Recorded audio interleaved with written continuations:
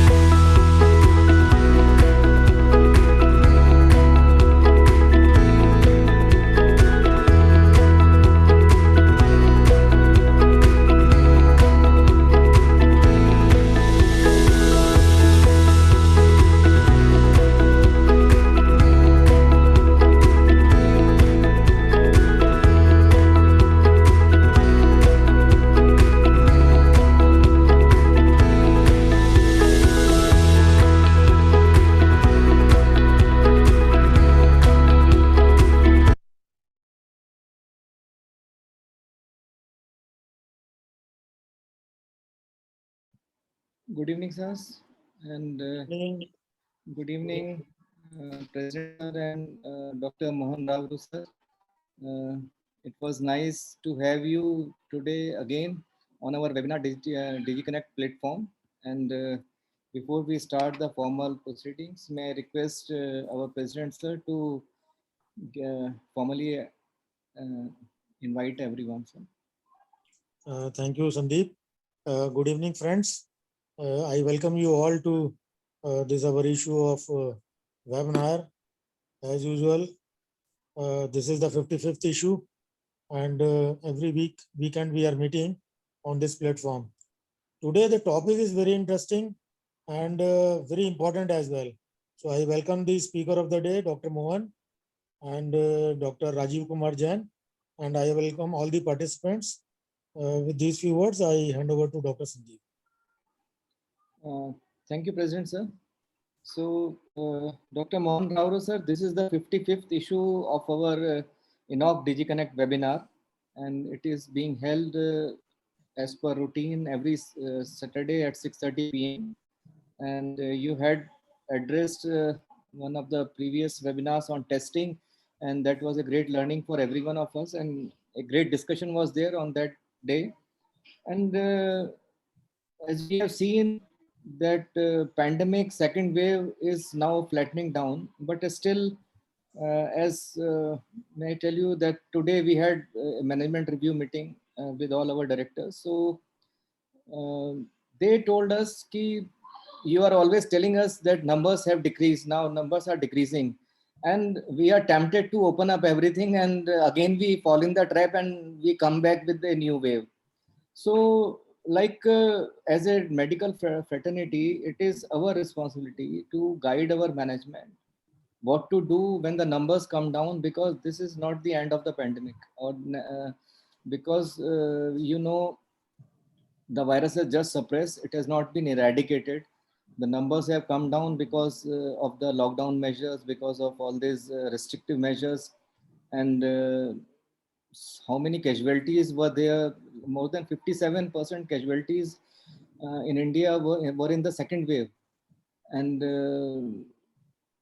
lot of this overwhelming of the healthcare infrastructure, as you have rightly mentioned, that when the number will surge, the healthcare facilities will definitely overwhelm.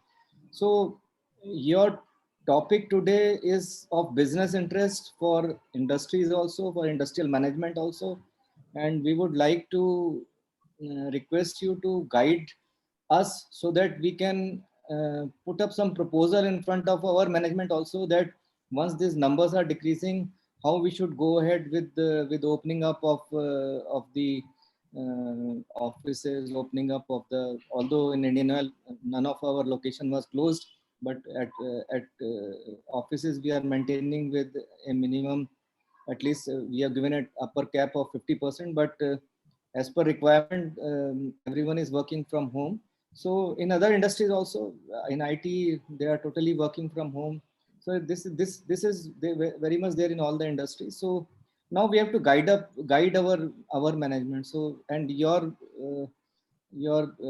recommendations, your your experience that will guide us how we should go ahead when we open up our establishments, our offices, so that there is no surge of cases and there is no third wave.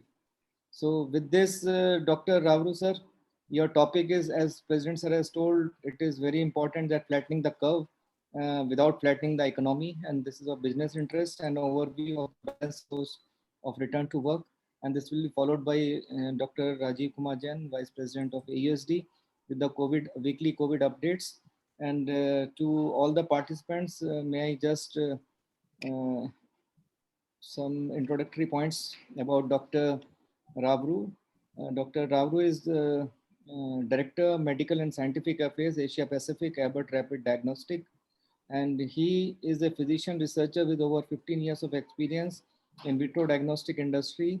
He has performed basic clinical and translational research in immunology, infectious disease and molecular biology in academia and industry. As Director of Medical and Scientific Affairs of Abbott Rapid Diagnostic in Asia Pacific region, he oversees the infectious disease portfolio for emerging markets. Previously, he managed the donor blood screening portfolio of HIV, hepatitis, as well as emerging and re-emerging infectious diseases of Grifols.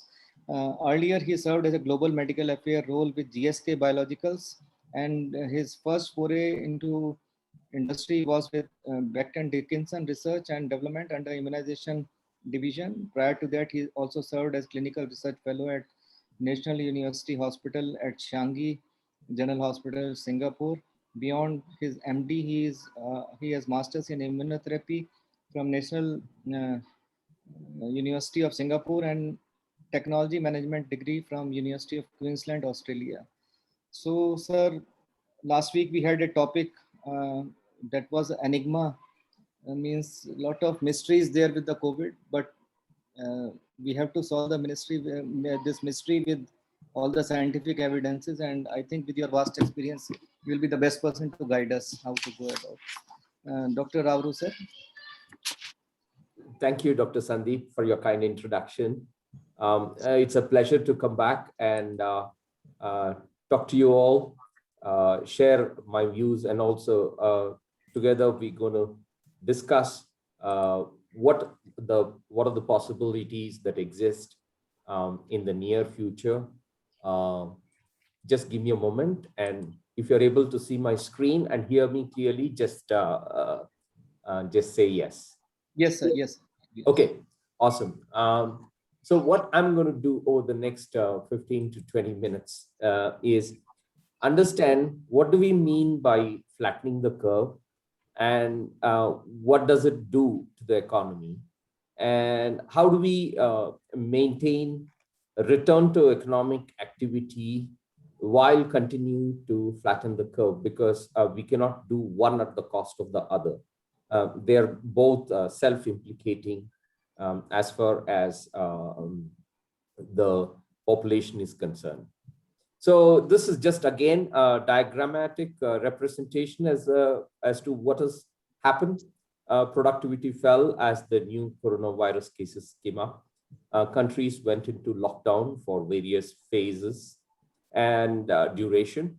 And then the industry or region specific places started ramping up back to economic activity. And the new normal is either avoiding a second or third wave. But right now we are going through the second wave, as I understand, in India. And we are just trying to look at, okay, so what is the new normal? What are we supposed to do? How do we go about it, doing that? So previously I had spoken about saving lives and safeguarding livelihoods. See, for this, it has to factor both the benefits of mass rapid testing. Remember, I used the word MRT. Mass rapid testing is the only way. So one is, do we reopen or do we go into lockdown? Because lockdown means, yes, you're safeguarding, saving life, but what happens to the livelihoods? Okay. If you safeguard livelihoods, what happens to the lives? So you can see these two curves against each other. And this is actually a mirror reflection. If you try to safeguard lives, the livelihoods go into a negative growth, which is what the GDP is. And you can see point number 1 is about suppressing the virus. Point number 2 is expanding the treatment and testing capacity. And point number 3 is finding better treatment, drugs, and vaccines. So you can see that we are already at stage 3. We're trying to find better treatment, a repurposing of drugs, and of course, increase the vaccination rates, increase the vaccine production rates. We're doing everything possible, and we are at point number 3 as far as the safeguarding lives are concerned. What about the bottom? Where are we with safeguarding livelihoods? The first one is, of course, supporting people and businesses affected by lockdown. Second is preparing to get back to work safely when the virus abates. We're still not yet there. We're still going through the second wave, as you already know. And what do we do in the stage 3, in the livelihood part of it? One is preparing to accelerate a recovery from a -8 to -13% trough, which is the economic shock we are talking about. Two things are very certain. If we do not stop the virus, many people are likely to be infected. Some may recover or be removed, and some may even succumb to the disease. If our attempts to stop the pandemic severely damages our economy, it is also very hard to envision how there will not be even more suffering ahead of us.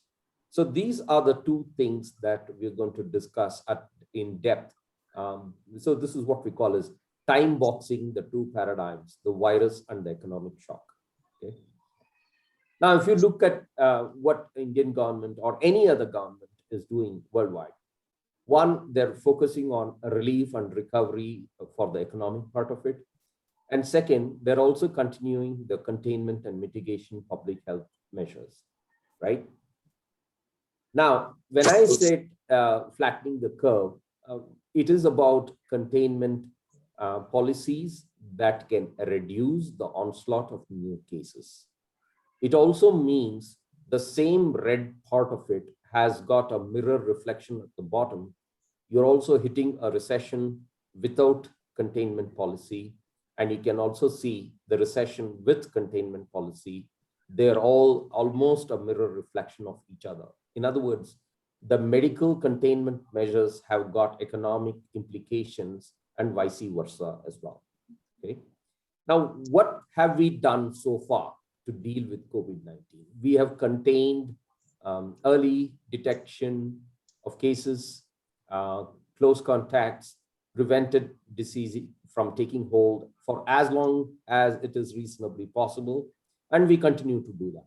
We are trying to slow the spread and lower the peak impact and pushing it away from the seasonal impact in the Northern Hemisphere and as well as in the Southern Hemisphere. Okay. We are doing a much better research, coordinated action, innovation across many countries to better understand what the virus is doing and how it is taking over, innovate our responses through diagnostics, drugs, vaccines. And we are also constantly using the evidence to inform the most effective care for the patients involved. The last part is provide the mitigation measures and continue to minimize the overall impact of the disease on the society, public services, and on the economy. So I'll be focusing on the fourth part, and I will tell you how the epidemiological modeling does bear impact on all of these. So what is a near zero virus package? I'm just using it as a management term here. So there are countries which have brought it down to near zero, like Australia, New Zealand, to some extent, Thailand, Vietnam, and South Korea, and Taiwan. So what have they done better? They banned large-scale super spreader events, used masks, kept distance, traced, tracked, isolated cases, quarantined infected individuals and their contacts. Distance was maintained, borders were controlled. Work protocols were implemented for people to return to work. So this is the most important part. And also public transportation frameworks have been modified to accommodate the new normal. So this is what a near zero virus package looks like. What I also want to highlight is the risk to life is from two parts. One is economic deprivation and also increased disease transmission. Unless we find a way of controlling the disease without stifling the economic activity, the future looks very bleak. Having said that, the key objectives of mitigation, and particularly for epidemiologists, is to help policymakers decide what are the key objectives. One, of course, minimize the morbidity and mortality, avoid a peak that overwhelms the healthcare facilities or infrastructure, keep the effect on the economy within manageable levels, which means we don't want to flatten the economy at the cost of the health. So flattening the epidemic curve, and of course, we already have the vaccines. We got to manufacture it on scale. We need to get the antiviral drug therapies out there into the community. Now, what I wanted to drive home is at the core of this pandemic is what we call as mathematical epidemiology. And I'm just going to walk you through some of the key aspects of this mathematical epidemiology. Now, if you look at the reproduction number, which is the average number of people infected from a person with an infection, this is a crucial parameter, not only in managing the epidemic, but also in the return to work, which I will explain to you shortly. For now, if you can understand that the SARS coronavirus 2 reproduction number is somewhere between hepatitis C, which is like 2, and measles, which is like close to 8. In other words, the virus is definitely contagious, but not as contagious as mumps or measles. What does this mean? It means the effective reproduction number, if it is bigger than 1, the disease continues to spread.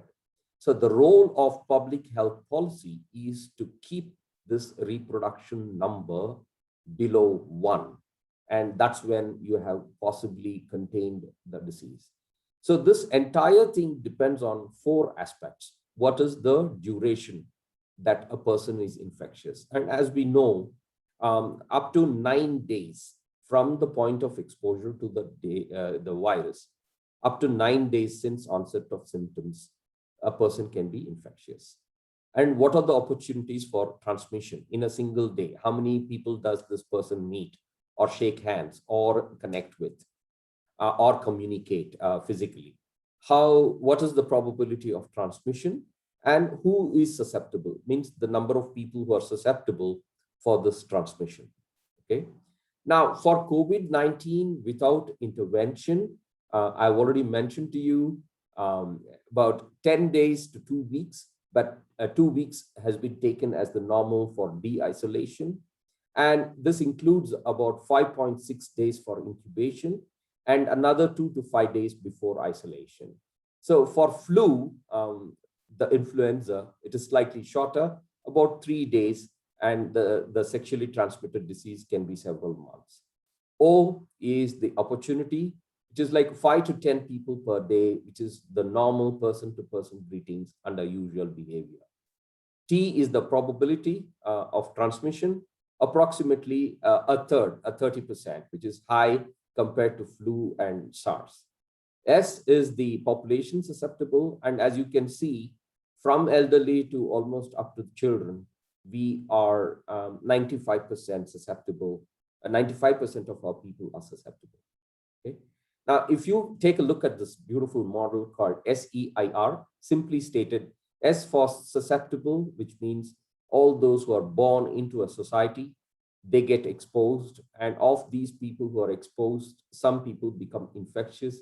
And of those who become infectious, some people may recover or may get removed. When I say removed, it could mean death as well. Okay. SEIR is an epidemiological model which is used extensively even for planning the testing to return to work in the in the industry as well. Okay. Now here it is. If the R is 1.1 versus R being 0.5, you can see the scale of difference over 2 months. If there is no containment, no mitigation, you can see a simple 100 cases at day 0 can become 25,000 cases in a matter of 2 months if there is no containment or mitigation strategy. Okay. So this explains to you why governments everywhere want to force the reproduction number to keep it under 1, preferably below under 0.5. Disease is on the decline if R naught value is 0 or closer to 0. Stability at 1 and spreading very fast if it is above 1. Now, this is the essence of my entire talk. With controls and without controls, what happens to that transmission? You can see when you use the containment and mitigation measures, it doesn't fall flat on itself. It takes a longer duration of time. In other words, if you want to keep the outbreak or the second or the third wave within the capacity of the healthcare system, it will take time. It is not going to happen overnight. This can be in the form of lockdowns, in the form of large-scale testing at workplace, at major events, including the community-based testing. And you can see between last year and now, there is more extensive testing at the community level that is being propagated. So much so, between the last time that I spoke to you and now, there are a number of self-tests or home tests that have been made available through the pharmacies across India. And you can already see the impact of these as well. Now, what is happening behind those flattening of the curve is what I have tried to represent here. So the red represents total new cases without any containment policy.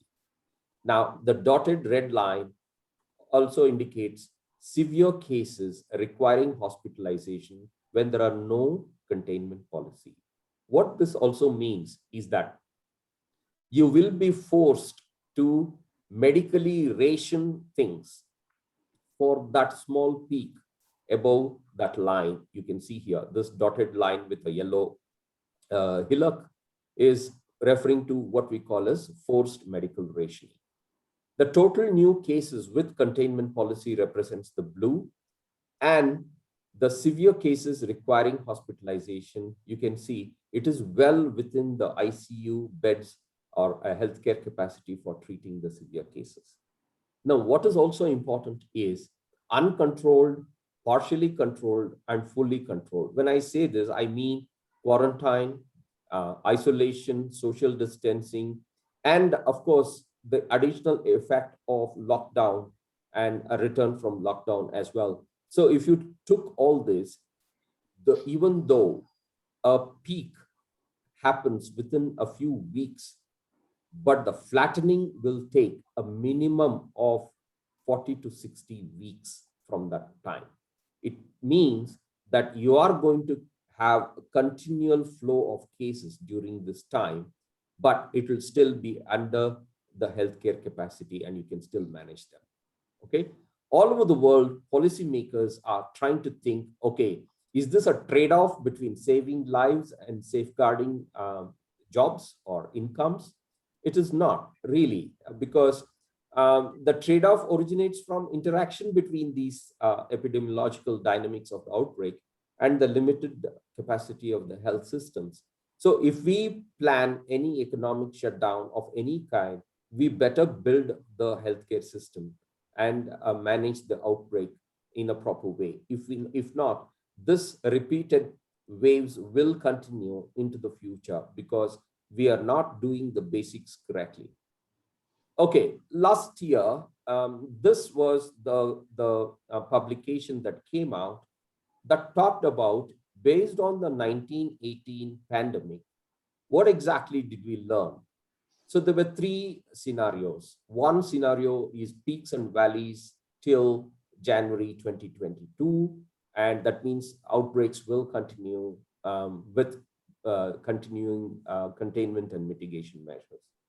The other thing that was also thought about was a peak, a fall peak, winter, high flow of activity during winter, followed by lower number of cases with repeated small waves across. Okay. The last one is the slow burn. Even though if you flatten the curve very early, you will continue to have a small outburst of cases through to 2022. And this is pretty much where we are, whether it is northern hemisphere or southern hemisphere. Southern hemisphere is likely to have more impact because we already have chronic respiratory diseases, comorbidities in higher numbers when compared to the northern hemisphere, right? Okay, now, how does it all come together for the return to work protocol elements?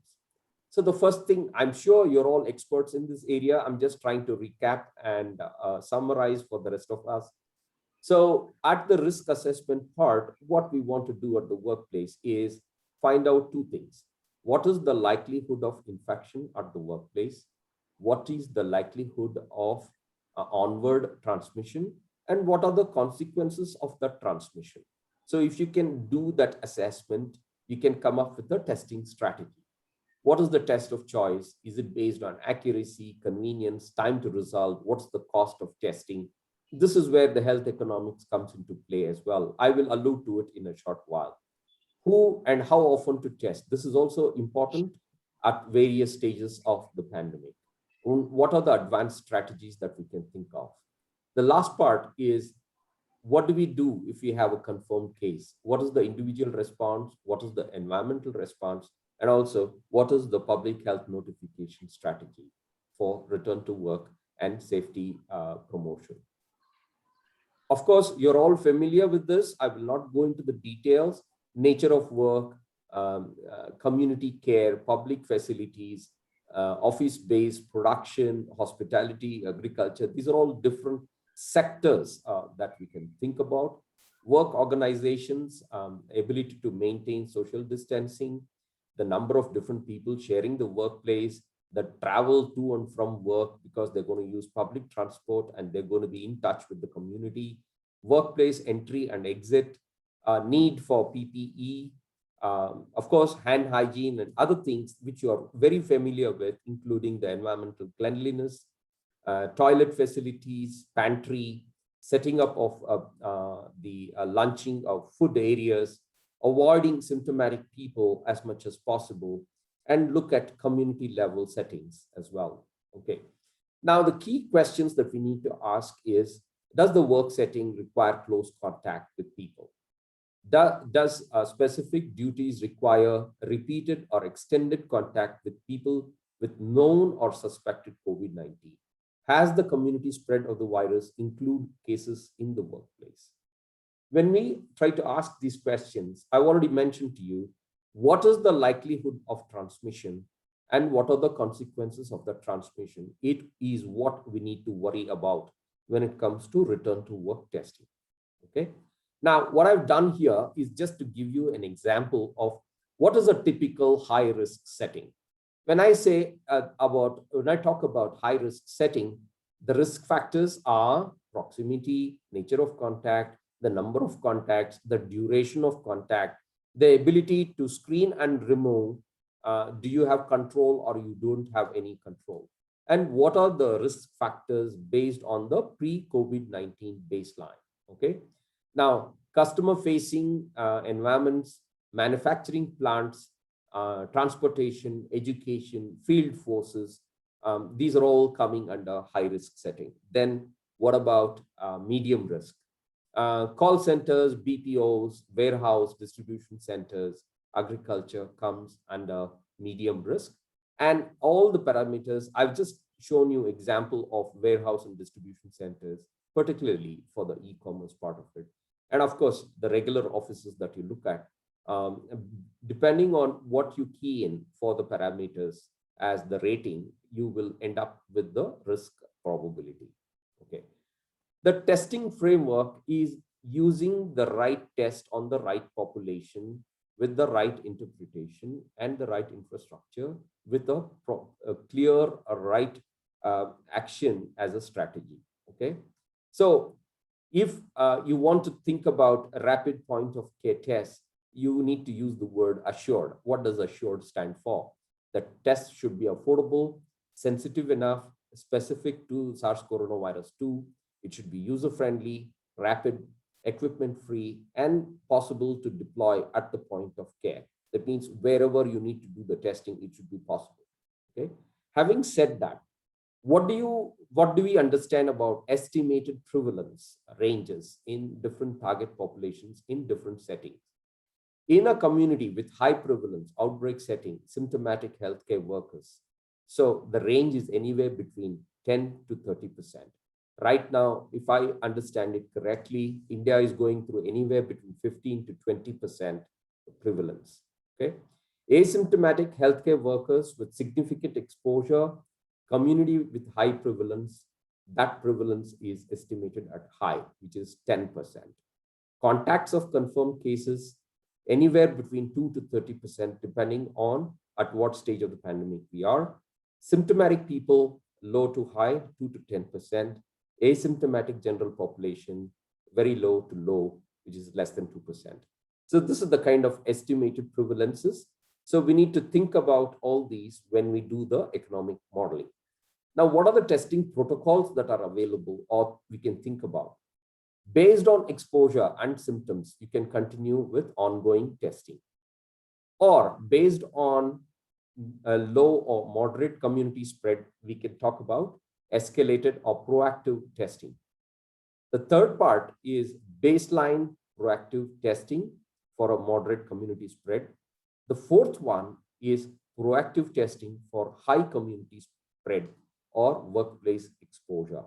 So we are at 4 in some of the areas, in some of the states in India. How does this translate into a testing frequency or who to test?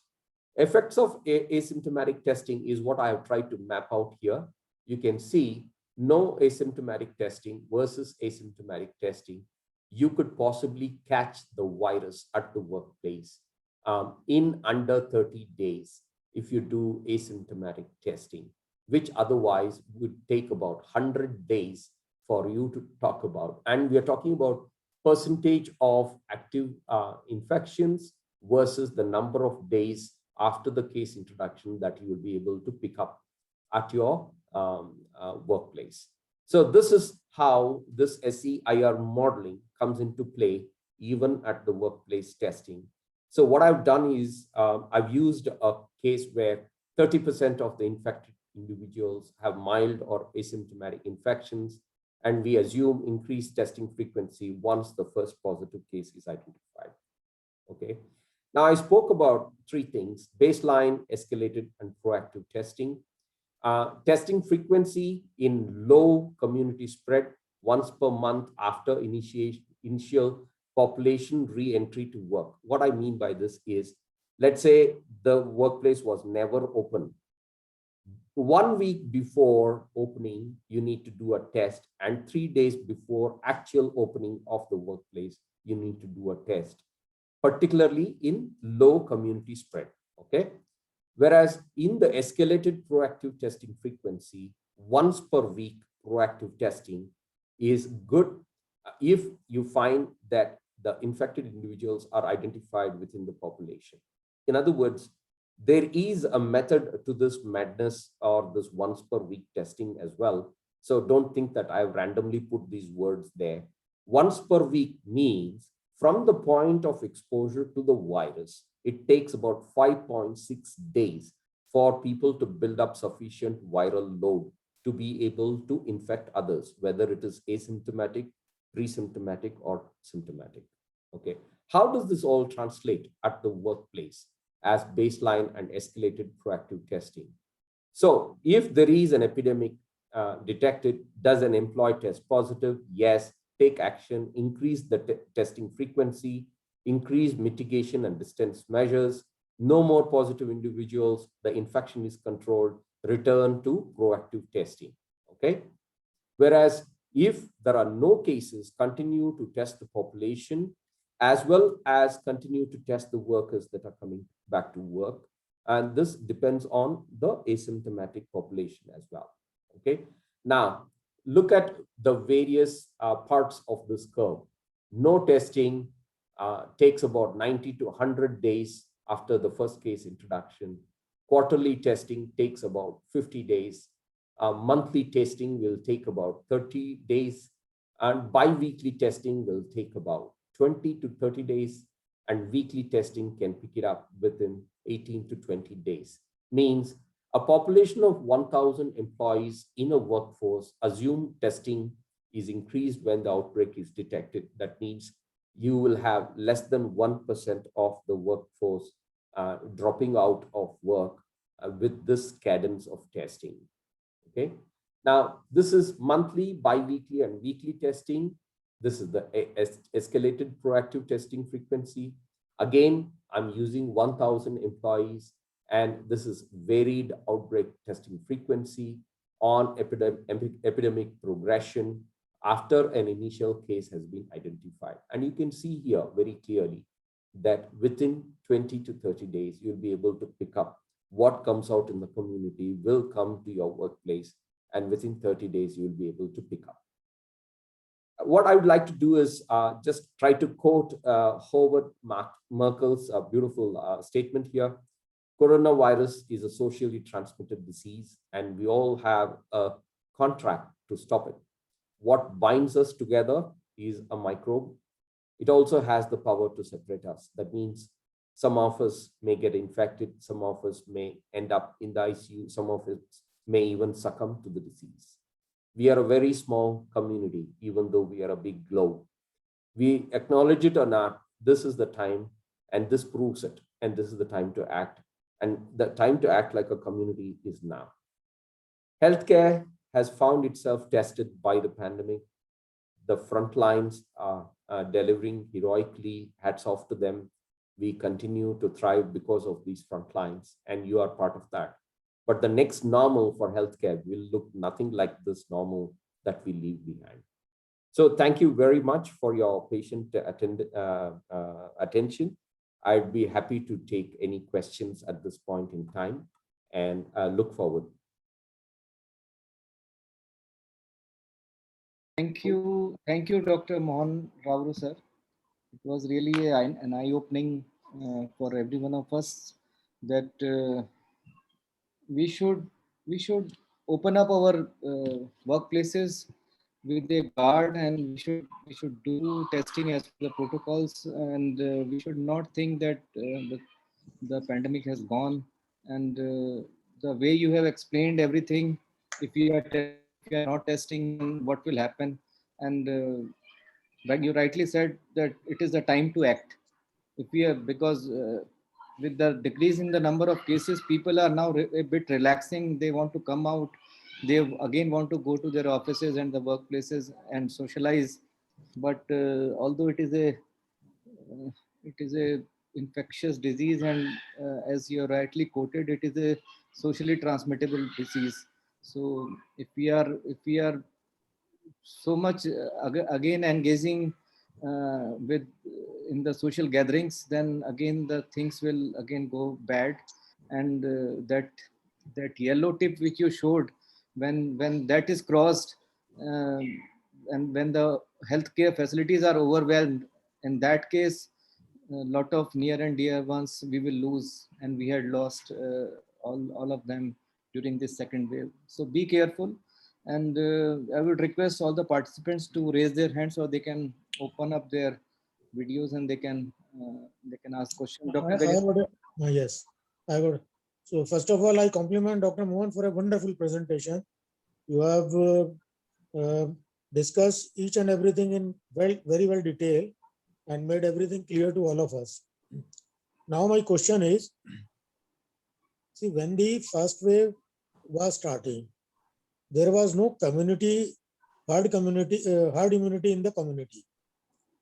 But at the time of second wave, many people who suffered in the first wave, they already had immunity. And then subsequently, this vaccination program also started. So how this vaccination program is going to make a dent into the epidemic as far as the third wave is concerned?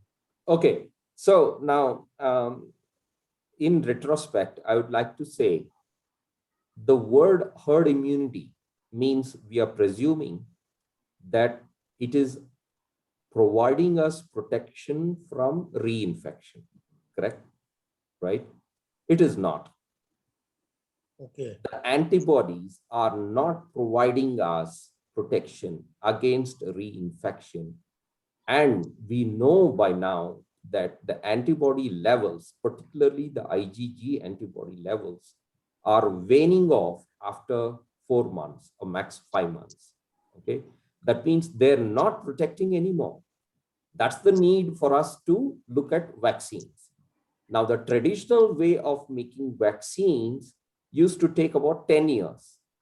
The clinical development used to be typically 10 years. But we decided, guys, look, let's put our brains together and see what is the base minimum innovation that can help us to deal with this pandemic. Then everybody thought, okay, what is the intended outcome that we need to look at for vaccination? Should we prevent deaths? Should we prevent transmission? Or should we prevent hospitalization due to severe disease? Then everybody said, look, guys, the base minimum we need is at least a 50% drop in the severe hospitalization cases is what we need from the vaccine. Because if you need to prevent death and you want to prove it, you need 5 million people in the clinical study. The numbers are huge. Oh, yeah. Okay, to prove the safety and efficacy, you need huge numbers, and that would take time. And time during a pandemic is very critical, correct? That's why we came up with this vaccine strategy to tell people whether you're infected or not infected, take this vaccine. Even if you get infected after the vaccine, that infection, we can still manage it within the healthcare facility. Okay. It will not be as severe as had you not been infected, had you not been vaccinated. Right. Okay. Otherwise, I can tell you, without even this 10% being vaccinated amongst the elderly, the frontline healthcare workers, as well as the comorbid people, I would have told you that if you did the epidemiological modeling, this numbers would have been far greater in the last couple of months. We have to brace ourselves to thank everybody for having the common sense to go and get themselves vaccinated, so that at least if they got reinfected, it is manageable and it is not leading to death, or it is not leading to overcrowding of the ICUs and whatever we saw. Okay. Second, as I said, the pace of the transmission should keep up with the pace of the vaccination. If we don't do it, we are allowing the virus to continue to evolve. When I say evolve, it is transforming itself. The Delta variant that we are referring to is just an example. Okay. Now the Delta variant is available in 60 countries.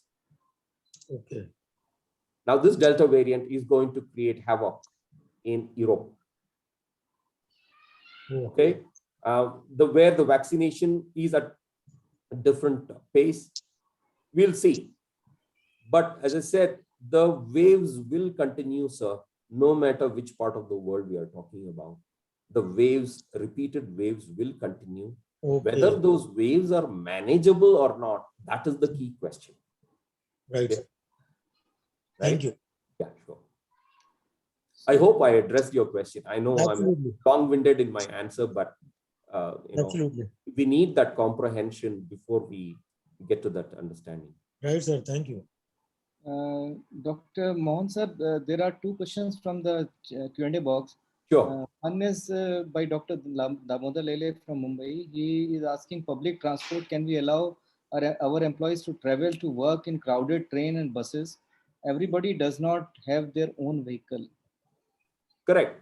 So as I said, the risk at the workplace has to factor in all of these things. Okay. Inevitable. if the work has to continue, if the livelihood has to be saved, they got to come to work. How they come to work, I mean, we think about it. As I said, the public health strategy should include all of these. We'll have to take all of these. For example, okay, I might be a worker at a manufacturing facility. Okay, I drive in my own car. I go to work and I come back.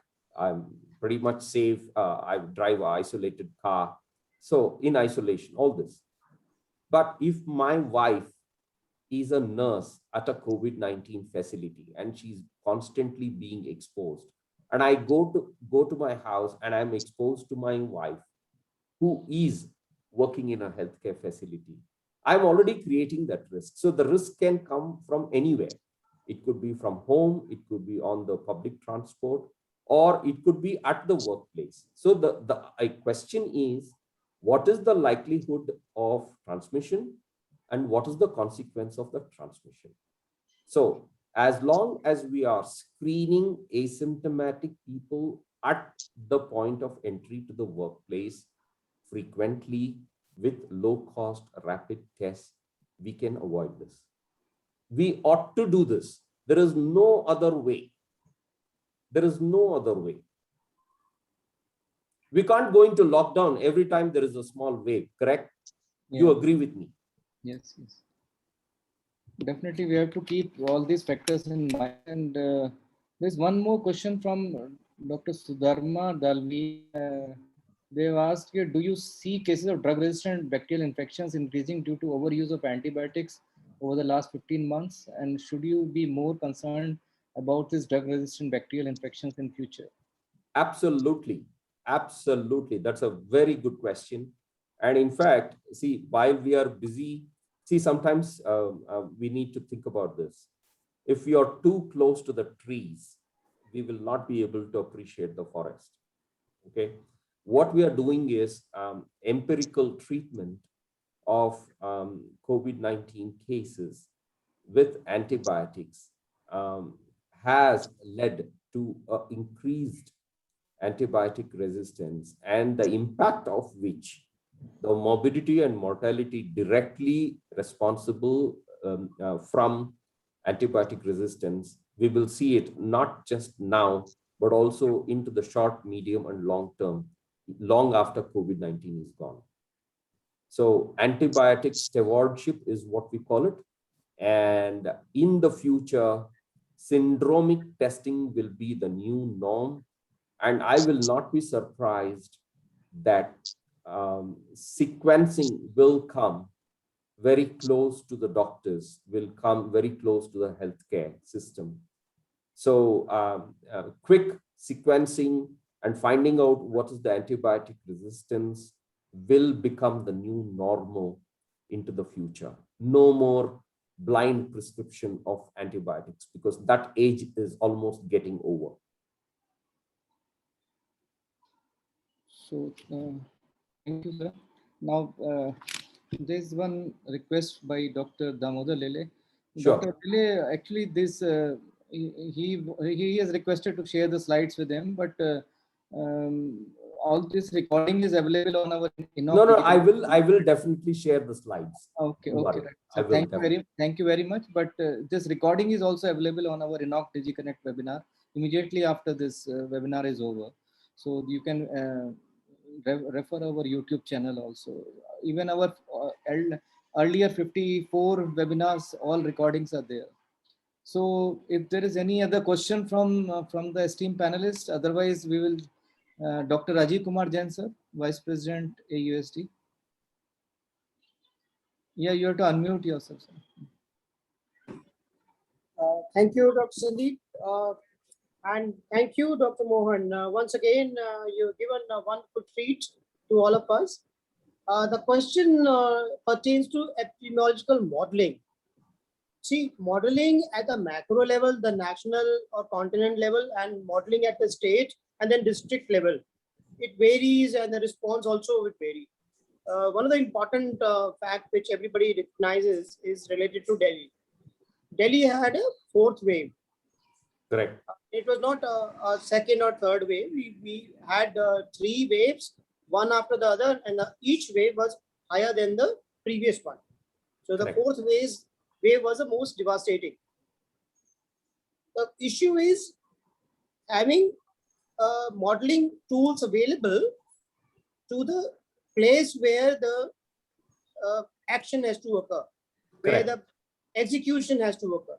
Correct. That becomes most lacking area in our administration, because ultimate decision has to be taken by the district magistrate, Absolutely. not by the state chief secretary or by the home secretary in Government of India.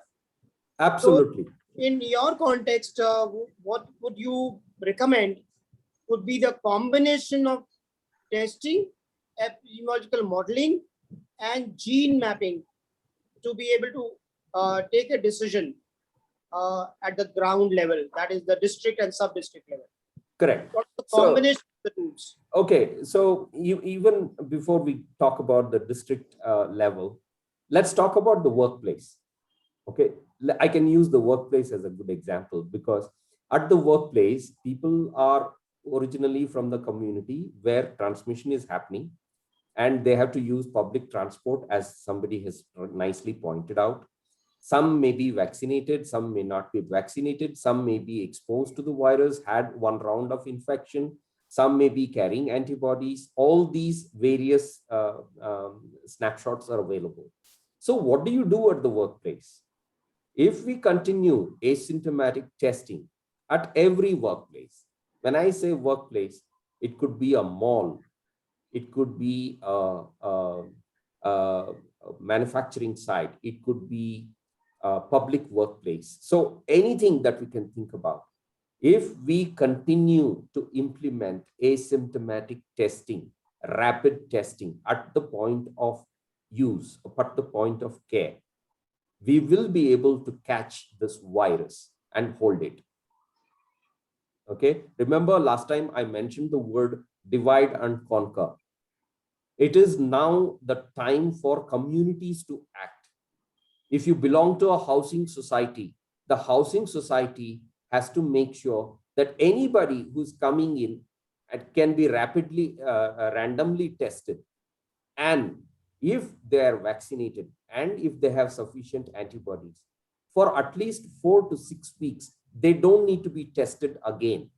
If the antigen test is negative and the antibodies are present, IgG antibodies and neutralizing antibodies are present, you don't need to test this individual even at the workplace for a sufficient amount of time. This is what we call as antigen test sparing effect. You don't need to test the entire workforce all the time, every time. Okay, so these are the kind of simple strategies that I'm talking about. See, for example, a DTC, Delhi Transport Corporation. All the DTC workers should be screened before they get onto the bus. Every day, everybody has to be screened, of course, for symptoms, and of course, asymptomatic testing at random. If every unit of the public service starts doing this, then we have control. Otherwise, you cannot expect COVID-19 testing centers to deal with a pandemic of this nature. Right? So we have to divide and conquer, make it small pieces, small chunks, get the testing going, even at home, at schools, at universities. See, we can't keep closing down exams, closing down universities. We can't afford to have online education forever. It's not going to happen. At some point, we have to get back. I appreciate the use of the term of the Delhi Transport Corporation, because I always believe where mobility is highest as part of the job, those workplaces, those workers need to be tested more frequently. In fact, your example of every day, like all the drivers, the flight pilots are tested for alcohol on each flight. Similarly, it should become a routine testing for all transport, whether rail or bus or metro. Remember that sentence that I made?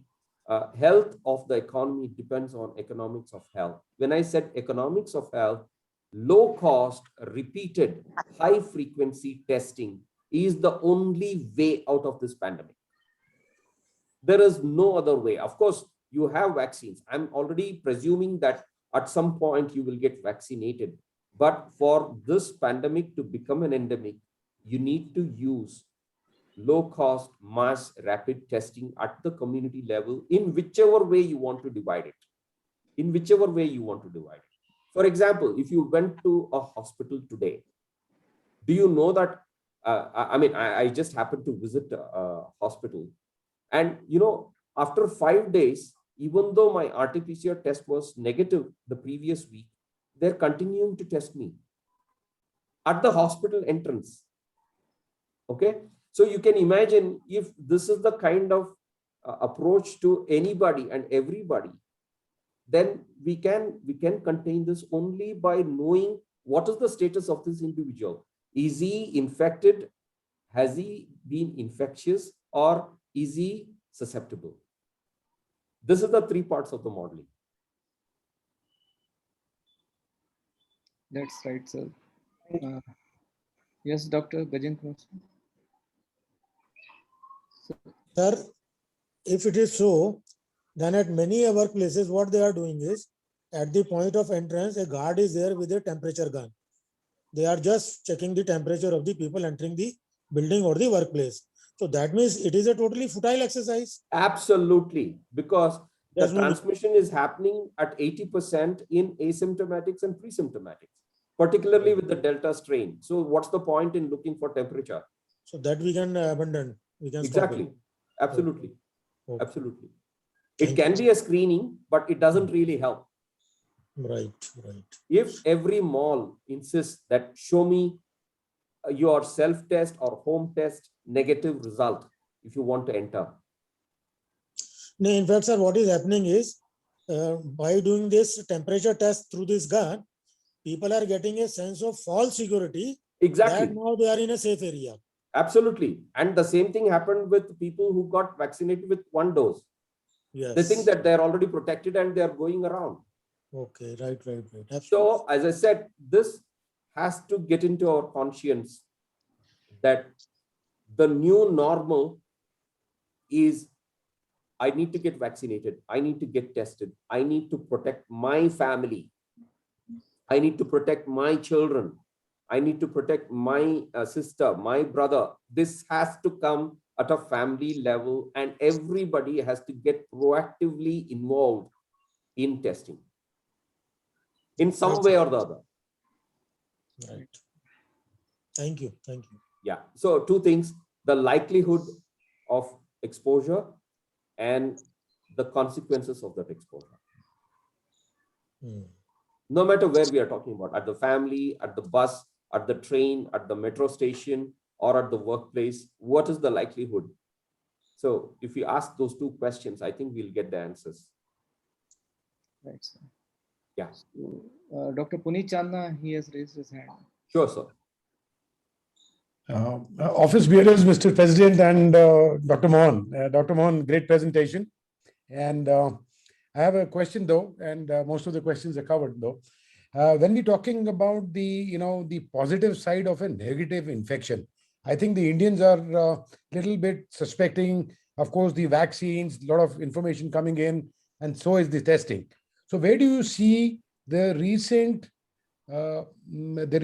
home care rapid testing as a part of the entire, algorithms you have presented, and how it could help us? Actually, to be honest, sir, I have it in my slide deck. I thought I'll be using too much of your time if I went into that. So studies have shown that even if the sensitivity is very low, more frequent use of rapid low-cost test will help mitigate the pandemic much better than trying to get a state-of-the-art 99% sensitive RT-PCR test, which takes 24 hours for getting you the result. I can present that data. I mean, I could share it. If you guys have the time, I can show you what the data looks like. But the point I'm trying to make is this: low cost, frequent, rapid testing is more important than high sensitive test that takes 24 hours to give you out the result, particularly during a pandemic, because you're trying to detect the asymptomatic transmission at the community level. See, asymptomatics are not going to walk up to you and say, I am asymptomatic and I have been exposed to the virus. They don't even know. Right. Does that answer your question, sir? Yeah.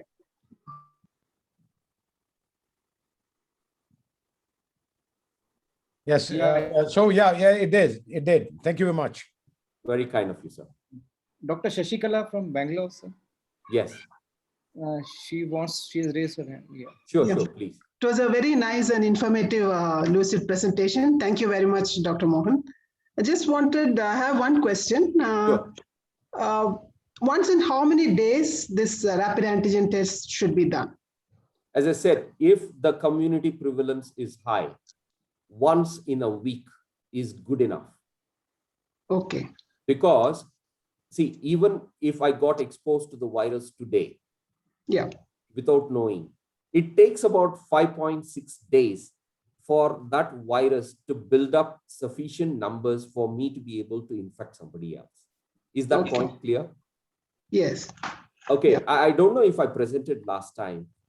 For a virus to gain entry into the cell, it takes about 1 hour. Yeah. Okay. For that cell, when it bursts out, it comes out as 1,000 copies. Okay. You can imagine that 1,000 copies are not going to be quiet. Those 1,000 copies are going to multiply logarithmically. Yeah. And the minimum limit of detection of the antigen test is 10 to the power of 6. Okay. 10 to the power of 6 virions is the basic limit of detection. That means you need basically that many antigens to be able to get a test to be positive.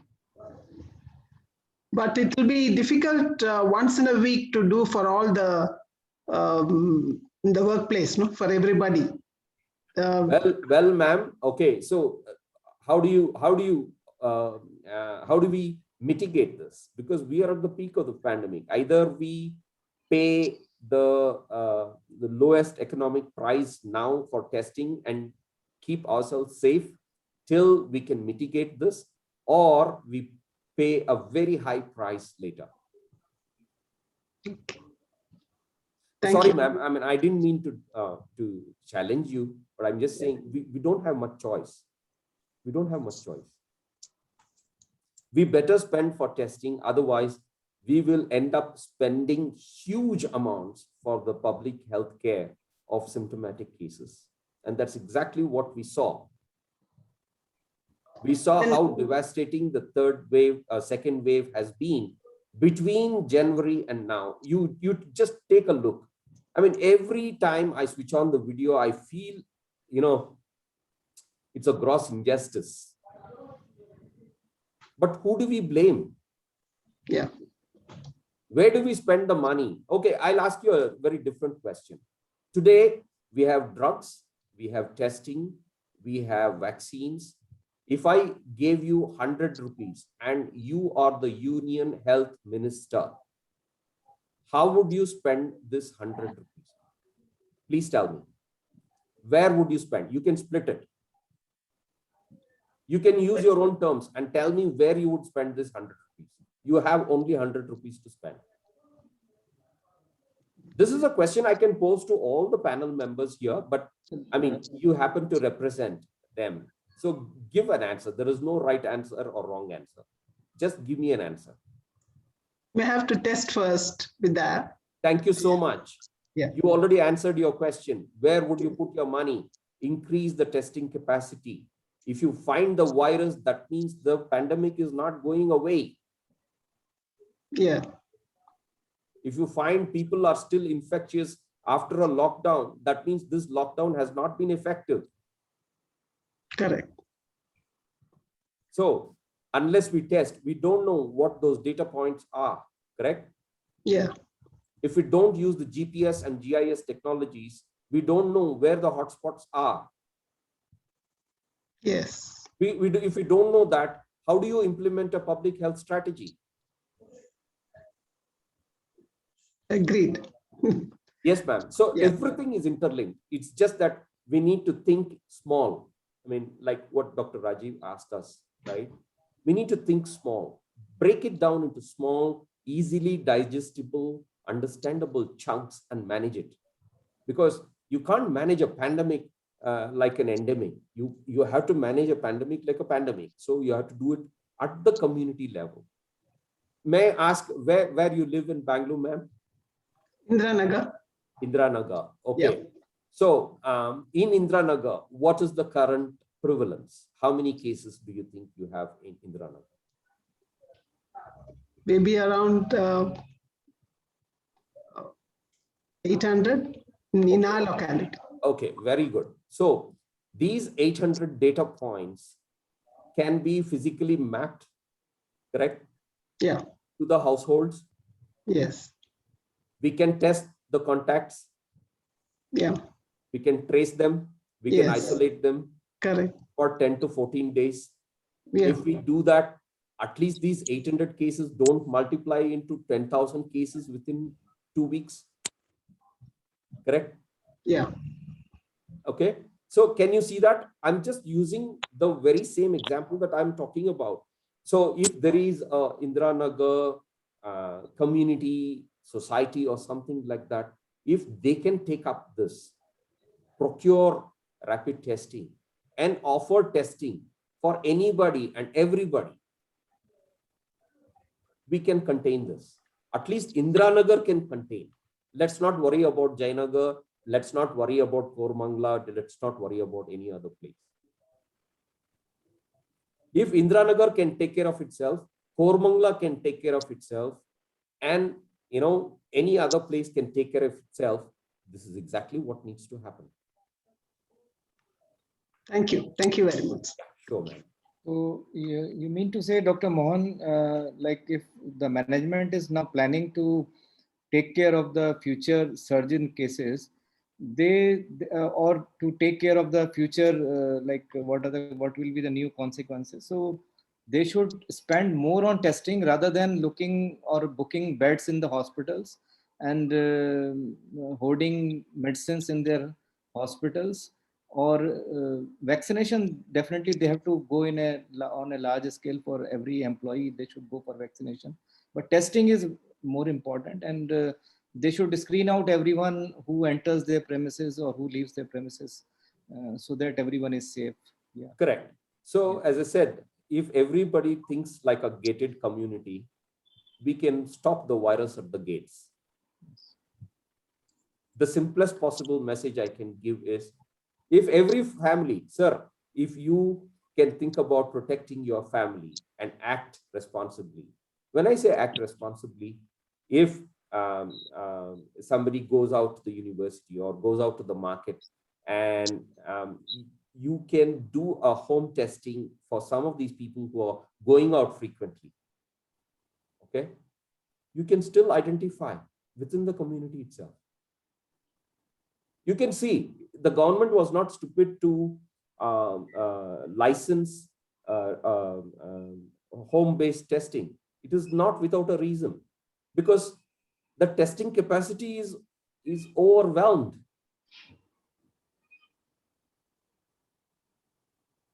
So mass rapid frequent testing of lower sensitive tests is much better than a highly sensitive PCR test, which gives you result after 24 to 48 hours during the peak of a pandemic. You need both. I'm not saying no. We need both. But the role of mass rapid frequent testing in containing a pandemic is much higher when compared to this high sensitive PCR based testing. that's great, Dr. Mohan. So there was one more question regarding wearing of double mask. What is your latest evidence and guidance on wearing of double mask? Okay, so here is a challenge to everybody. We know that the virus can enter through mucous membrane, correct? Okay, we said mouth, eyes, and nose. So we are covering our nose and our mouth, but we can't keep it closed all the time, correct? When you go to a place and you want to drink water, you need to open up your mask and drink. If the recent studies on aerosol is any evidence, CDC and WHO wasted a lot of time in denying us that below 5 microns, it cannot transmit beyond 2 meters. This entire social distancing of 1 meter to 2 meters is a total farce because aerosolization is happening. The virus is getting transmitted through air. It is suspended in air, particularly in closed, less ventilated environment. This is what we have understood. Just go to Google and type aerosol science and COVID-19. You will see how many shocking articles have come out. So in a mass event, like maybe I could use the election canvassing for that matter, okay? People not wearing masks out in the open. They're not shouting at each other on their faces. It's just dispersal. Mass super spreader events are primary. Do you see how the first super spreader event happened during the first wave, and how many super spreader events happened before the second wave? Do we see the consequences of all of that? And at the community level, we continue to authorize marriages with 50 to 100 people.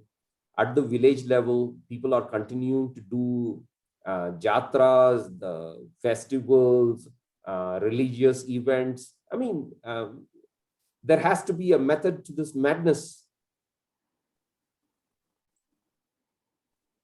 So this double masking will allow you to prevent from talking and transmitting, but the eyes are still open. Don't forget that. The eyes do have mucous membrane and it can enter through the eyes.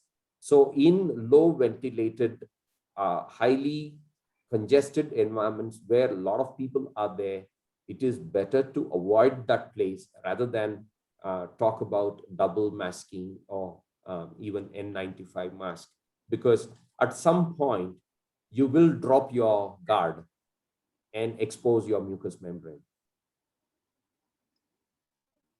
Dr. Mohan sir, like now WHO says it is air. They have confirmed that airborne transmission is there. What took them so long, sir? I'm sorry, I don't spare any organization for that matter. Yeah. So what now that during in the closed atmosphere, if the suspended particles are there, the virus can that particles will act like a vector, and yes, and they will infect the other people in this closed atmosphere. Correct. And not only that, with the Delta virus, that possibility is even higher. Yeah. So in this regard, sir, if we use air purifier in these closed atmospheres, will it be helpful? Air purifiers, unless there is a HEPA filter. Just like air conditioners, we need HEPA filters, definitely, right? And these HEPA filters have to be cultured every 10 to 12 days. They should be there on the inlet of the duct. Of course. And if these filters are installed for internal air. Okay, so I'm not an aerosol expert, but from what we have known so far is that improved ventilation is what we require. Okay, so if ventilation can be improved, open the windows, get the air out and get air in, fresh air in as much as possible. So that is one of the primary things to prevent any aerosol-related, congregation-related spread. And avoid crowding. There is no other way. Right. So it was a great discussion. Dr. Tyagraj sir, last question from you, sir. Yes. Dr. Tyagraj sir from Bangalore. Good evening, sir. Very learned speech you have given. I just wanted to ask one small question. Sure. This Delta variant, is it from Indian origin or it is UK? Will you please throw some light on this one, sir? No, it doesn't matter. So that's why we stopped using the words of the country names before talking about the variants. It so happens that the scientists are not yet settled on how to name these variants. So they decided, okay, let's go with the Greek alphabets. So they decided to use the word Delta. The country of origin does not matter at all. Absolutely. It's got nothing to do with that country. Okay. So I wouldn't use the country as an example just because we don't have a convention to name these variants. We just happen to use the words like South Africa, Brazil, or UK, or now Indian. So it's a wrong way to do it. So. Okay, sir. Thank you very much. Sure. Sir, can you take this question also, your opinion on UV sea light installation in AHU, cytokine in cafeteria and waiting room, etc. by Dr. Vidyakaran Bhatt from Mumbai? See, I read about this last year. They did make a huge noise, and then everything subsided. So I don't know what is the current understanding and the impact, but we need to get more data, more evidence points to be able to do any kind of recommendation. Right, sir. So thank you very much, sir, Dr. Mohan sir, for a great discussion and a lot of insight about the how to manage this current COVID pandemic in this particular situation. So with this, sir, we would also request you to, if you can spare some time for COVID Epid update, which will be delivered by Dr. Rajiv Kumar Jain. Very kind of you, sir. Today, unfortunately, I've got a presentation at 8:15. I will try and stay as long as possible. Sure. But I can't promise. Sure. Rajiv sir, please forgive me. I'm not able to stay back. But let's stay in touch, and I'll be happy to come back and discuss. Surely it will be over within say 20 minutes. Okay, so I will stick around, sir. Yeah, sure. I'm looking forward. Yeah, because this is synergistic. What you've said till now, I'll present certain data and some observations. You know what? Actually, we should change places. You should go first and I should go next. Because the burden of disease comes first and then we talk about the disease management. One and the same thing. And I know my audience, how intensively involved they are. They generally stay back for 2 hours. So that's the patience. Amazing. No, I am very appreciative of what you guys are doing. And that's why I did not even hesitate to think twice to come back and talk to you all. It's been an absolute pleasure. So yes, sir, I will stay. And of course, I will also ask some questions. Yeah, welcome. Okay, sure. Thank you. So friends, once again, we come to our weekly COVID-19 epidemiological updates. And again, I want to remind all of us that COVID-19 is an occupational disease. And please do not forget that fact. It is an occupational disease. So it's very important to understand the epidemiology of this new disease. So let's begin with the global situation as available on the World Health Organization COVID-19 dashboard. This is the picture which was available a few minutes back. If you look at this slide, you will understand where the epicenter is changing. A few weeks back, the epicenter was Southeast Asia, but now the epicenter is the Americas region of the WHO, which includes North America and South America together. It is today the epicenter of the world. It has shifted from Southeast Asia region to Americas. As you would know, 69 million total cases, and yesterday 196,000 cases reported from the Americas region, and last 24 hour total cases in the world reported about 424,000. So 50% of the cases were reported from the Americas, mainly South America. I will tell you which countries these cases are coming from. Europe is number 3. Southeast Asia still remains number 2 in the world with 33 million cases reported till now, and yesterday 111,000 cases. But the major observation in this slide is the rise of the Africa region. Please note that new countries are coming up in Africa which are showing increased infection. So Africa was the last continent to get affected. Now it is on the rise. One country after another, right from South Africa, they're showing increasing infection. Yesterday, African continent showed 16,000 infections, and they've reported as yet 3.6 million. So it's higher than Western Pacific. Next slide, please. Now we look at the countries. As you will know, out of 424,000 cases, 91,000 cases were reported by India. And on its heels was Brazil, and then Argentina 29,000, Colombia 24,000, and Russian Federation 12,000, United States 22,000, and Iran is reporting 12,000 cases. So out of these countries, Brazil, Argentina, Colombia are from Americas, and together they constitute the largest chunk of individuals detected with COVID-19 in the last 24 hours. Next slide, please. When we look at the cases, we cannot blind our eyes to the deaths that have reported last 24 hours. India reported 3,403 cases, Brazil 2,700 cases, 700 deaths, Argentina 605 deaths, Colombia 550 deaths, United States 433 deaths, Russian Federation 396 deaths, and Peru 322 deaths. So if you combine Brazil, Argentina, Colombia, and Peru, all are South America. So deaths also, one of the largest chunk is from the Americas. Next slide, please.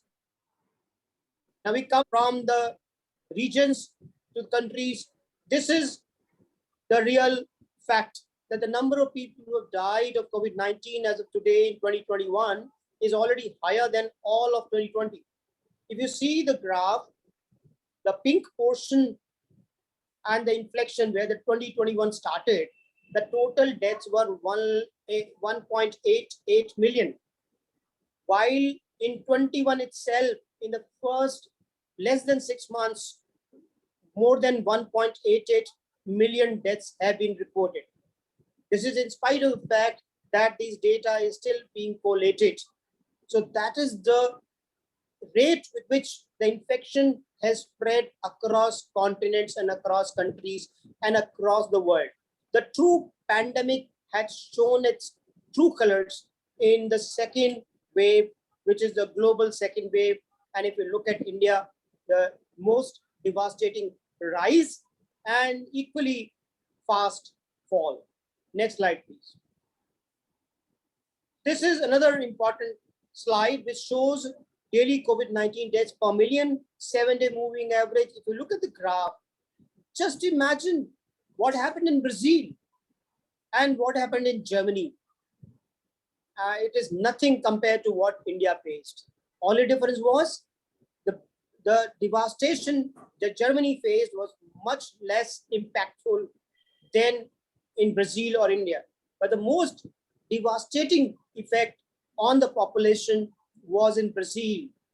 And history will tell later that India, of course, faced up to a very severe, but it may not be the last one.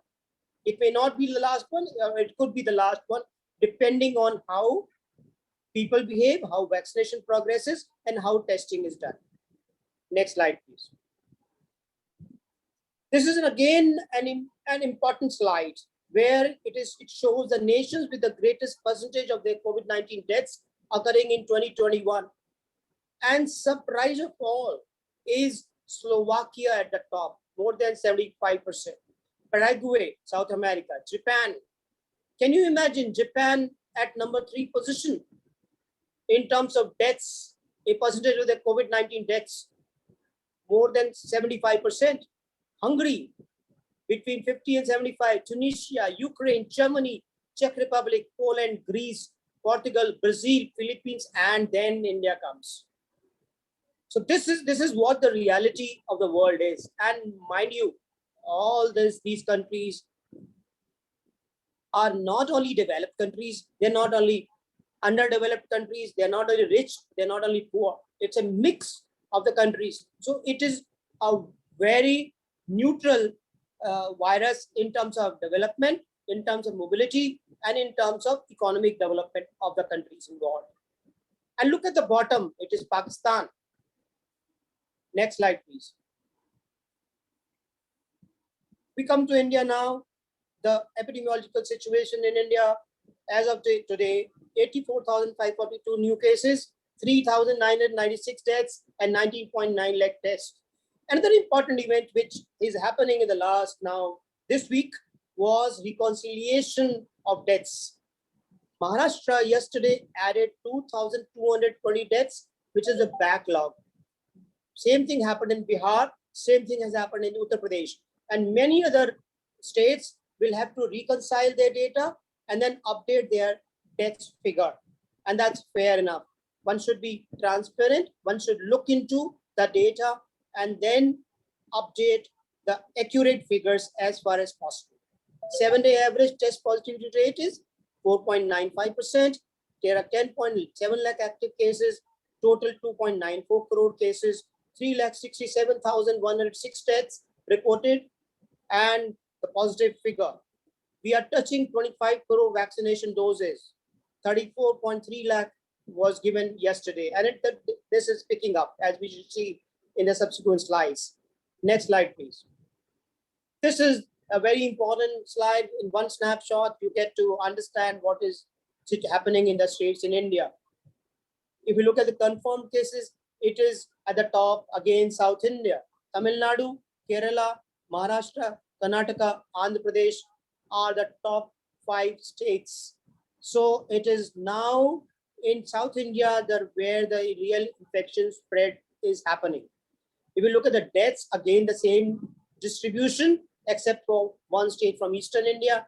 Maharashtra, 2,600 deaths, Tamil Nadu 378, Kerala 173, Karnataka 159, West Bengal 89, and Uttar Pradesh 70. So there are good number of deaths and high amount of infection spread.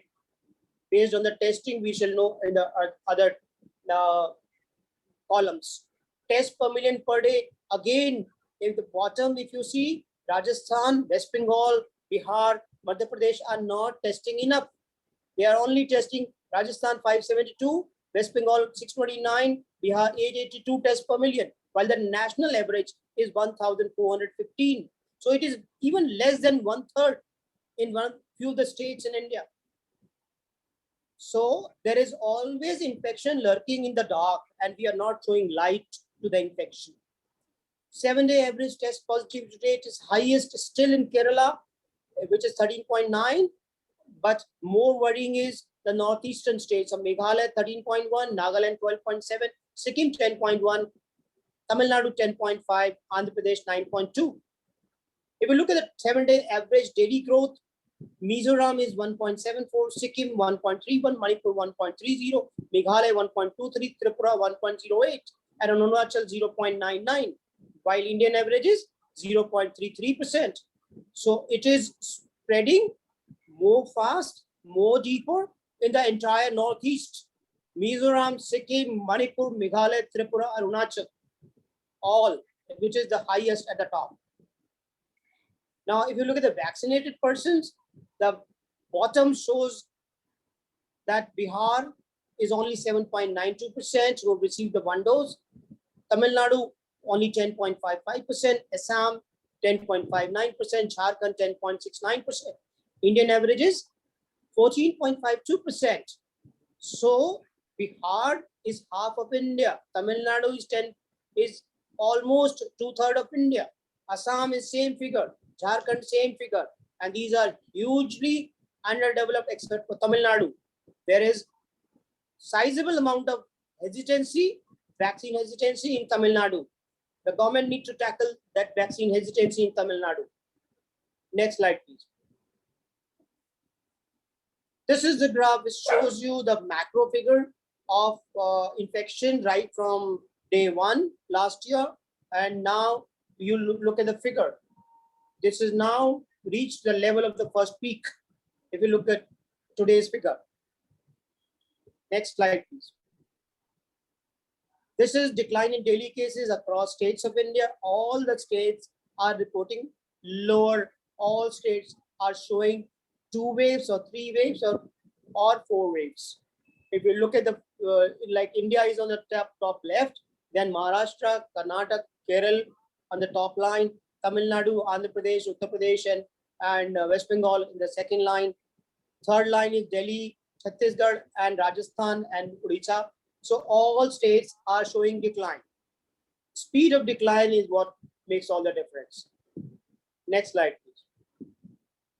Daily testing, of course, that's a very good aspect. If you look at the first wave and now the second wave, the testing has been ramped up tremendously, more than 2 times, double testing.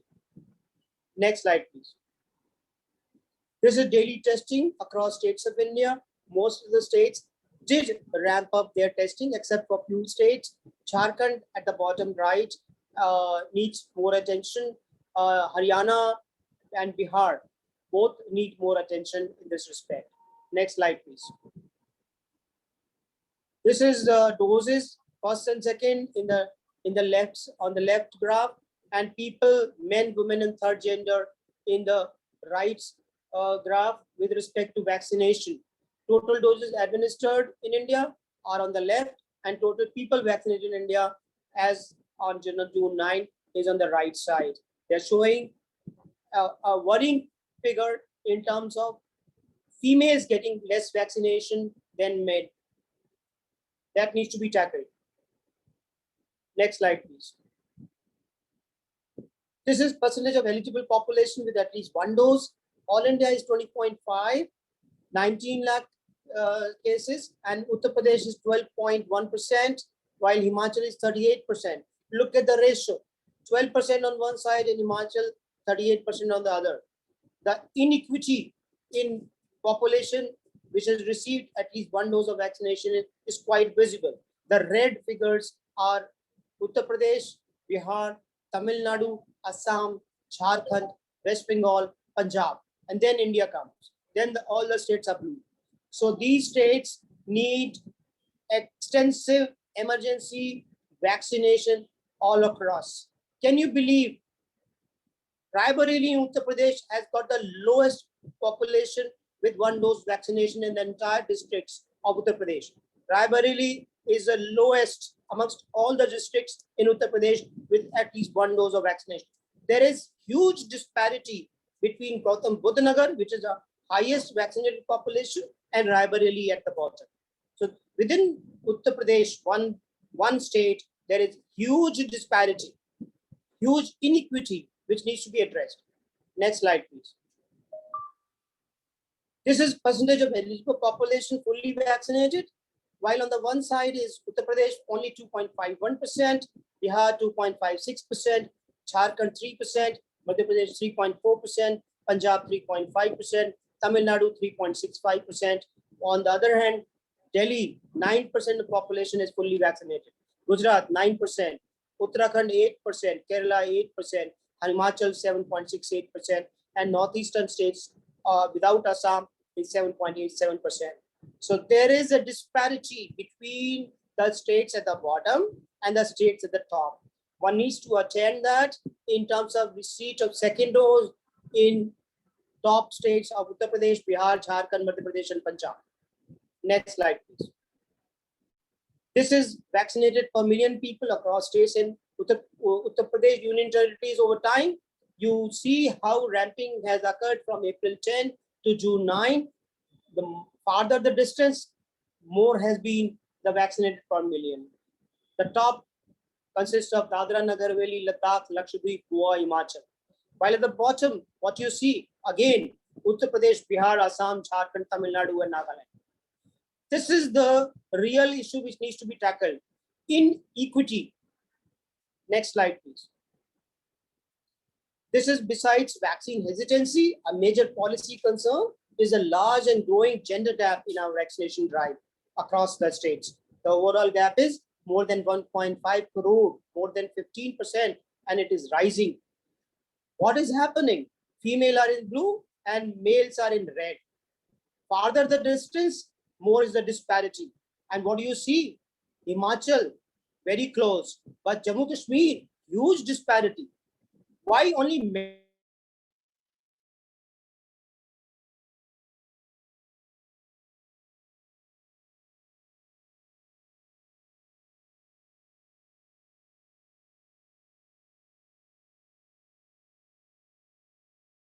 Bengal, same situation. Very few states, namely, where blue is higher and red is, one is Chhattisgarh. And if you look at the figure, Himachal is another state where it is equal, almost equal. Next slide, please. This is another figure which is important for all of us. India lies in its districts. India is a diverse country, and it shows where we need to attend our attention in terms of containment, mitigation, and all our efforts. As the second wave is now ebbing, the focus of local authorities now shifts to meeting two quantitative conditions set by the center as a baseline for district to ease restrictions. Livelihoods can be only saved when lives are saved. These two are linked. These are test positive rate. Number one, COVID positive cases as a share of total tests of below 5% and vaccination of 70% of the vulnerable population. Government data on TPR shows that while the number of districts meeting the 5% norm is progressively increasing, 2/5 of the districts are still above it. This suggests significant unlocking will take time and will be gradual. Among these 286 districts, 157 registered above 1,000 cases each of the past 2 weeks. While the weekly count of new cases is declining in the majority of these 157 districts, the 7-day rolling average of TPR is still above 5% in 138 of them. These districts account for about 1/5 of all districts and hold about 1/3 of India's population. Furthermore, among 138 districts, 101 districts had a TPR above 10% and 17 districts above 20%. Tamil Nadu, Karnataka, and Odisha have the most districts with a TPR above 5%. In Kerala and Andhra Pradesh, all districts have registered decline in new weekly cases. Across all districts in the country, Jaipur has seen the highest decline in new weekly cases, but its TPR remains at 8.6%, having declined from 13.3% a week before. Chennai's TPR has declined from a peak of 30% to 5.5% in the past week, and Bangalore's from 35% to 5.75%. Next slide, please. This is what is shown, what just now I've told you. If you look at the figure, all the red districts are in South India, all the gray districts are in North India or Western India. Next slide, please. There have been fewer deaths among the top 10 states by cases. Deaths have increased in Maharashtra and Odisha, and there is still a reconciliation taking place. A drop in COVID-19 deaths typically trails a drop in new cases. For the second straight week, the number of reported deaths fell. The decline was 23% over 2 weeks ago. However, there are pockets of concern. For instance, the number of districts to report fewer deaths declined from 453 last week to 409 this week. Similarly, though Maharashtra's total case and death numbers have been declining for the past 4 weeks, 14 of its 35 districts reported more deaths this week, including Nagpur and Pune. Another example is Odisha, which continues to register an increase in deaths since the beginning of the second wave in early April. In Odisha, 15 of 30 districts showed an increase in deaths in the past week, including Cuttack and Mayurbhanj.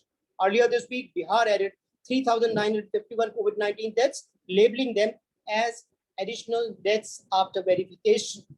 This increased its total COVID-19 death count by 72%. 72%, can you imagine? So this can happen in other states as well. Next slide, please.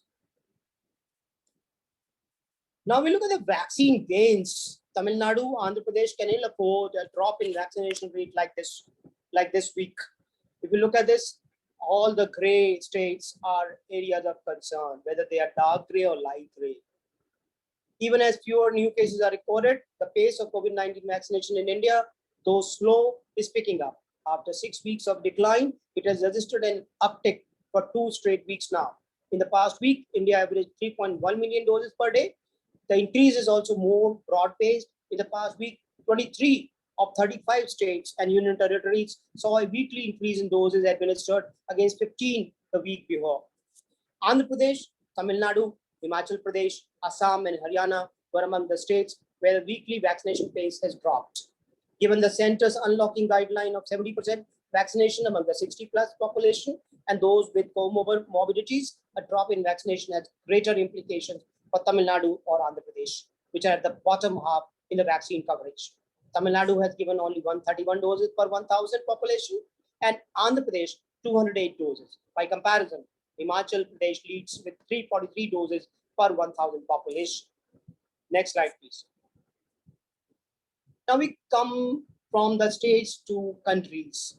Japan continues to vaccinate this population at a frenetic pace. Look at the pace with which Japan is vaccinating its population. That's the action where Japan is a siege anchor. Japan is an outstanding performer in ramping up its vaccination. In a U-turn, the central government this week went back to centralized vaccine procurement. It also placed orders with Indian manufacturers to buy another 440 million doses. In the past week, India registered 8.3% week-on-week growth in vaccine doses administered. In the 2 weeks before that, it managed 7.4% and 5%.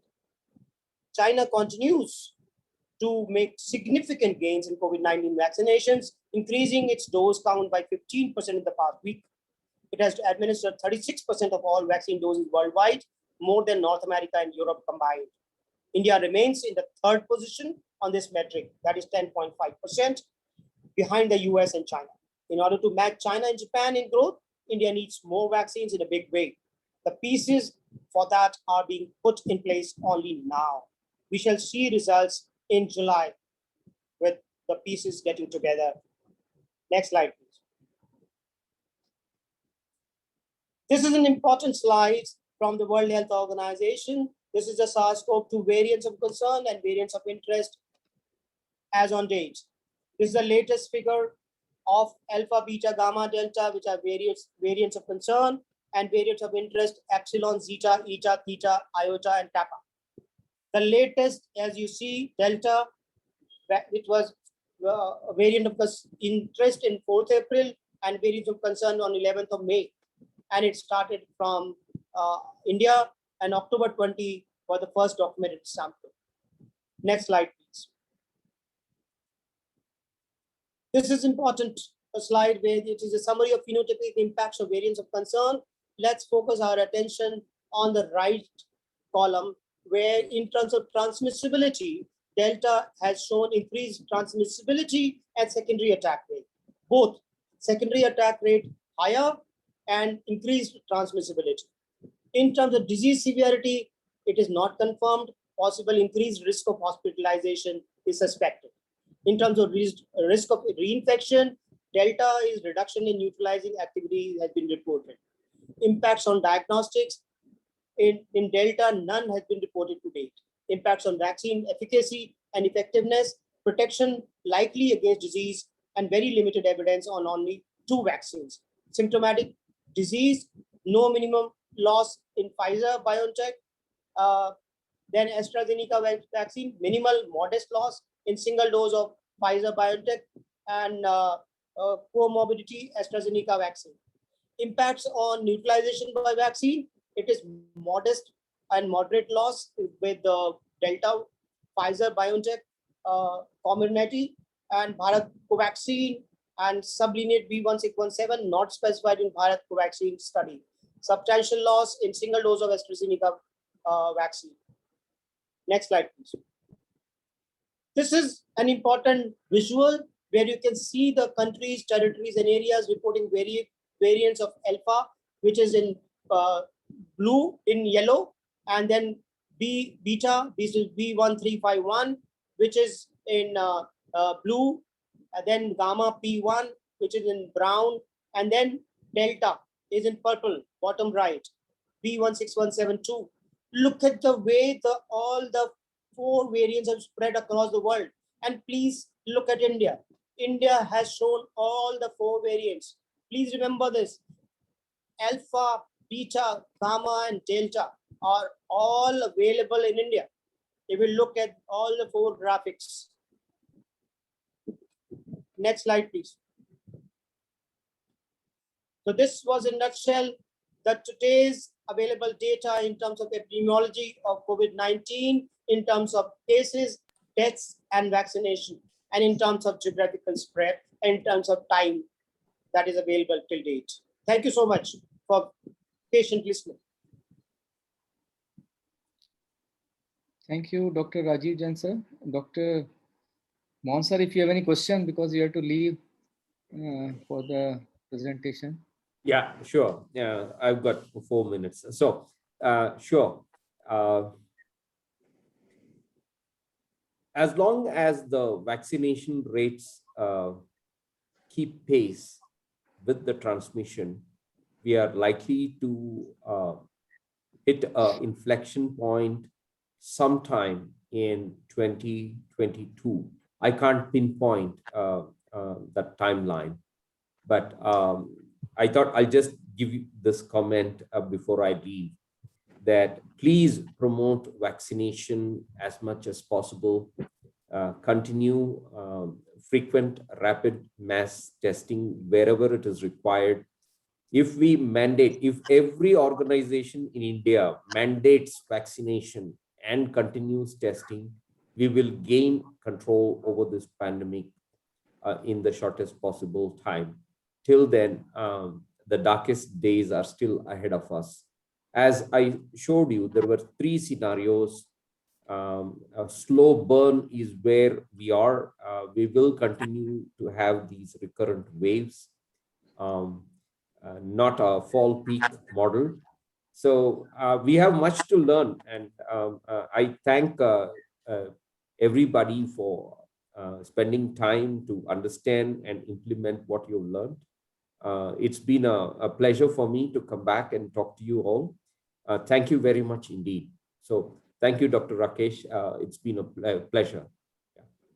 Thank you, Dr. Mohan sir, for your valuable time which you have given for enlightening us for this talk. Before we go for another questions session, if you have any question, yeah, Dr. Gajan Kumar sir. See, my question is, the Patna High Court has directed that the death of all deaths in the state of Bihar should be audited. And with the result, there was a surge in number of deaths in a day. It rose up almost 4,000 or so. So similarly, the situation is equally bad in state of Uttar Pradesh, where they are not counting the death as COVID deaths. And I am sure if the audit is done in the Uttar Pradesh, the death count will rise immediately tenfold or even 20-fold, maybe. It is so bad a situation. So what are your comments, Dr. Rajiv? Because if the counting is not proper, then all epidemiological analysis goes waste. Well, this is a well-known fact. Now, this is going to come to light in the normal SRS system of reporting. We have sample registration system of deaths. Excess death studies are going on, which will show the excess deaths. And we know the quantification in terms of normal times and in terms of pandemic. So they will be, from a epidemiological perspective, the estimation will be more accurate. But as far as individual, because each person is a family. So the more social welfare measures introduced by the government will ensure these deaths coming to the surface. And there will be more litigations, more judicial pronouncements, and then government systems and local administration, the village and municipal corporation at the lower level will get into action and figures will be collated. The deaths attributable to COVID-19 is being under debate all over the world and including in India. Same thing is happening in South America, across countries in South America, whether they're Brazil, Peru, or Colombia. India will have the same situation being updated. If we look at Maharashtra itself, yesterday they collated more than 2,200 deaths extra. The same thing will happen in other states. The process is on. It takes time, but it will get going because of simple reason. Government of India as well as the state governments have announced substantive social welfare measures on a long-term basis for even widows and orphans. Children being orphaned are being counted whether one parent has died or both the parents have died.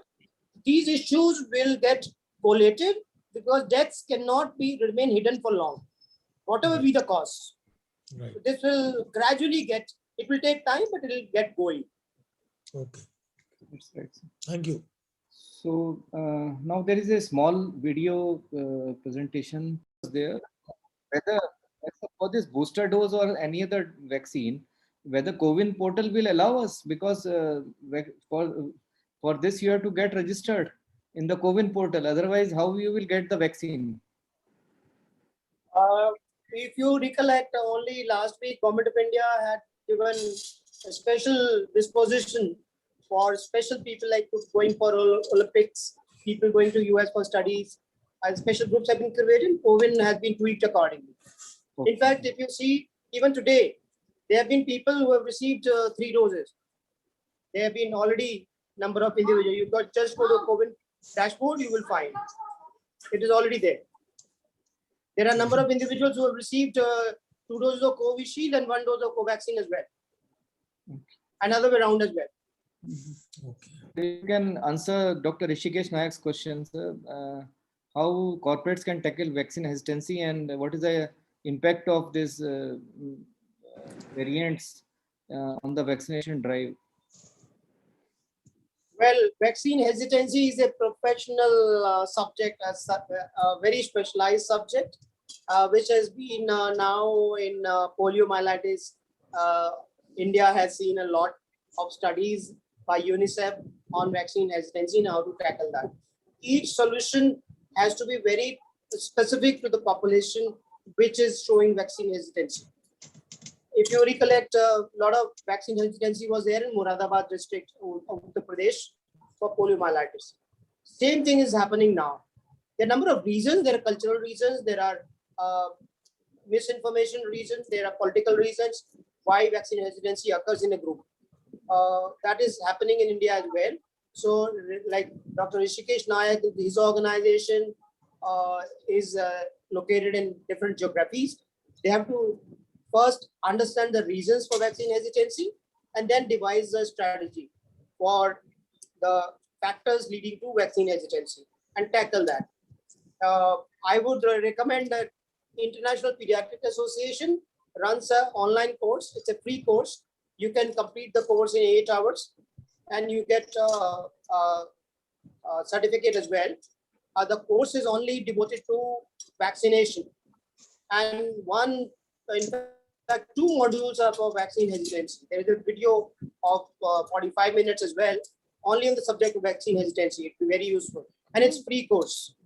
So I would recommend Dr. Rishikesh Nayak to go to the IPA, International Pediatric Association website, and go for this course. It's an online course, and try understanding the reasons. Then you will be competent enough to devise your specific strategy for your organization. That will be my recommendation. Thank you, sir. So the last question to Mayank from Dr. Damodar Lele from Mumbai. Mayank, how you will dispose all this biomedical waste? And yeah, so to dispose these all biomedical waste, there is a guidelines that has been issued by ICMR. So we have to follow that particular guidelines. Of course, we have to follow those guidelines. Yeah. But yes, it will go into the biohazard waste in the yellow bag or maybe yellow container. So that yellow bag is provided along with the kit, no? No, it's not provided with the kit actually. Okay, it has to be kept Yeah, it separate. has to be procured separately. Yeah. So the waste are these cartridge, used cartridge, and the nasal swab. Yeah, only waste is there. Yeah.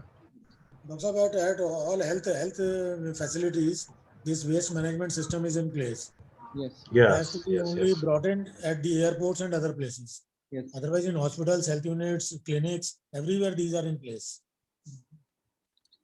So, sir, with this, we come to the end of this session, sir. Very long, informative session, and Yes. yeah, so a lot Right. of informations were there, and I think we will meet next week with a new topic.